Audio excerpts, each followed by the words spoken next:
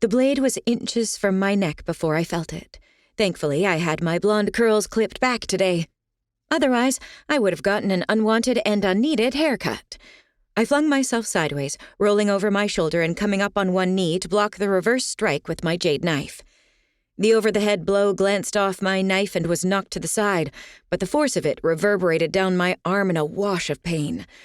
I slid back on the white stone floor even as I rolled forward onto the balls of my feet to step into my attacker. This close, his sword was all but useless. Unfortunately, he was faster than me, or I would have managed to gut him. Instead, he grabbed the wrist of my knife hand and twisted my arm up over my head, then around my back. This forced me to pivot away or have my shoulder dislocated.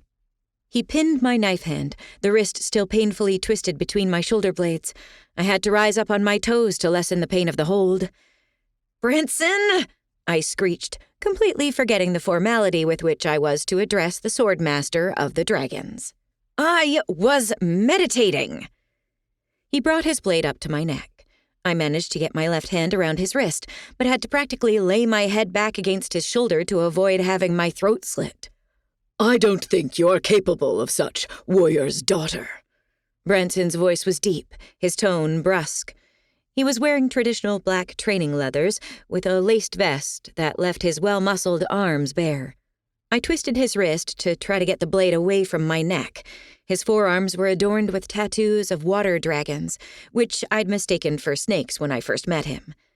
I gained an inch. The swordmaster hadn't spoken directly to me for over a week after that display of ignorance. Drake, the 14-year-old apprentice to Chiwen the Farseer and adoptive son of Swanmi the Fire-breather, had delighted in relaying Branson's drills during my period of punishment.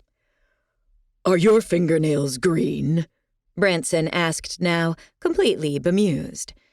"Jade is the new black, baby," I said. "You should see my toes." Then I kicked him in the head. Well, first I twisted my own head quickly to the right, dropped underneath the blade at my neck, and spun away to face him again. Unfortunately, he was still holding onto my wrists, so my arms were now crossed in front of me. I threw all my weight backward. This off-balanced the swordmaster enough that he stumbled forward, letting me snap a kick between our crossed arms directly underneath his jaw. I'd always loved having long legs. Oh, yeah. Befuddlement of ancient beings was my new secret weapon. Branson grunted, lost his hold on my wrists, and staggered back. My entire right leg went so numb that it wouldn't actually take my full weight. I'd been sitting cross-legged and eyes closed in the center of the dragon nexus when Branson attacked me.